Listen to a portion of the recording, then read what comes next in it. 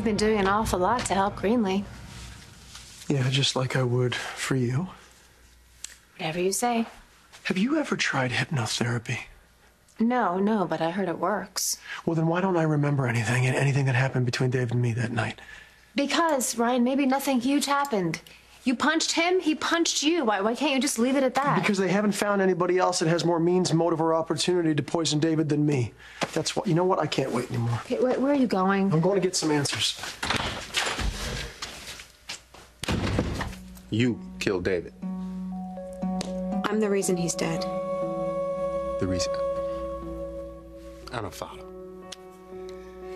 When I married David, I thought that we could be happy. But things changed, and I realized I'd made a huge mistake. So I started to pull away, and he reacted, well, the way you would expect him to react. He went extreme. To keep me from leaving. Blackmail. So, while you were playing him, Ryan helped you get free. David figured it out the night of the party.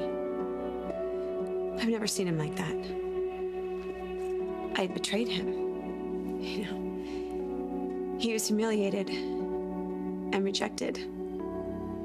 This is a man who brought me back to life, and how did I repay him? I told him that our whole relationship was a lie. He'd already lost his medical license.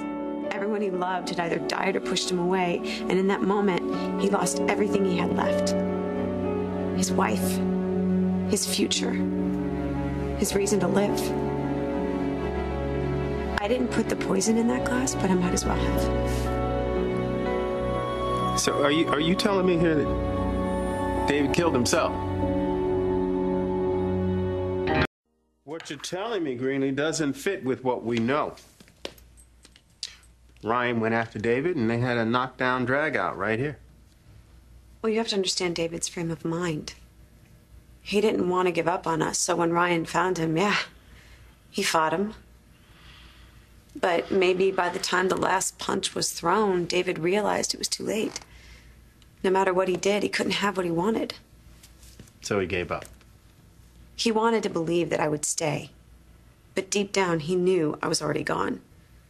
It just took someone to drive it home. Ryan did not kill David, but I think he made him finally understand that he'd lost. No matter what I thought of David, he was pretty driven. And he wasn't the kind of guy to jump ship when the going got rough. I knew him better than anyone. And he put on a front like nothing got to him, like there was no loss too big for him to get through, but underneath it all,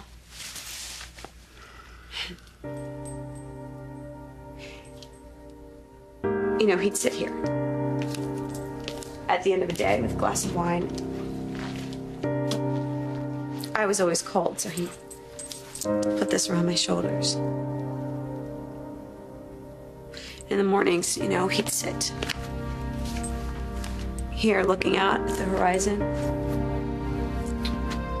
It was like he was gathering strength to take on all the people who hate him. In this dresser, he had a secret drawer. He thought he could keep things from me, but that's how well I knew him. A secret drawer? My people swept this room, and they didn't find a secret drawer. Well, he didn't keep anything important in there. I think he just liked the privacy. Right here. Where?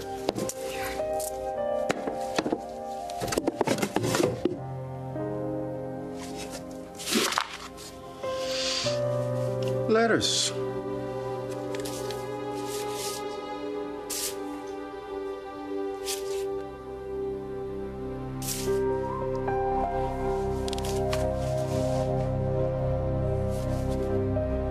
You and I. You ever seen these before? Greenlee,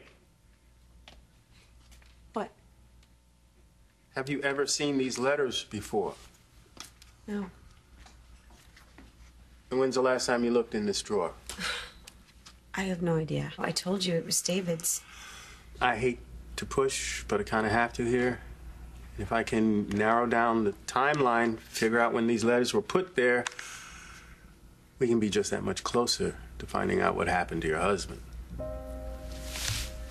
You're gonna have to open these and read them. Why? Obviously, what's in there is private. Greenlee, this is evidence. So we're gonna have to read them. Now, starting with yours. I can't do this. Not here.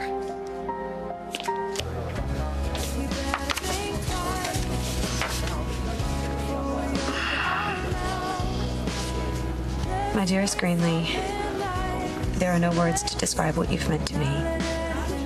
I never knew I could care for anyone so much. I gave you my heart.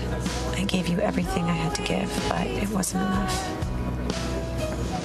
You will never truly be mine because you will never love me the way I love you.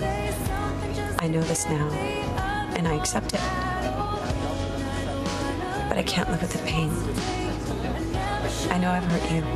I know that you've suffered, and for that, I'll be eternally sorry. I hope somehow that will help. With great love, your husband, David.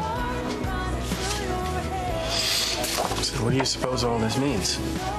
I was hurting. I know what I told you up in the room. I just didn't realize. Well, I'm going to have to enter these into evidence. I'll make copies, of course. I'm guessing that these are similar. You okay? I don't know. Hayward intentionally taking his own life. Well, what's the more plausible story? I mean, you and David had a major fight, Ryan. When it's over, you're both bloodied and bruised up, but he waits while you stagger back to the bar, get him a drink, and mix it with a lethal dose of his own digitalis. Then he knocks it back and he dies? That makes absolutely no sense. Maybe Hayward tried to poison me. I got a hold of the drink and I forced it down his throat. You wouldn't do that. We both know what I'm capable of when rage takes over, Greenlee. You're not that man I anymore. know how angry I was when I went to the room. I just don't remember what happened. Stop trying. What? You're free. We're both free. What David wrote proves that. Whatever you said that night made him realize that it was over. That he had no chance of getting me back because... Because why? What could I have possibly said to him to make him want to give up? I don't know. But isn't it the most logical explanation? There's a million explanations, possible explanations. Yeah, you know what? Hayward. We could come up with stories all night long, but why don't we accept the obvious? No more racking your brain, no more hypnosis. Just move on with your life and have what you really want. Hey. What are you doing here? Looking for you, actually. I'm gonna get going. Okay, will you please let me know if you hear something else? Yeah.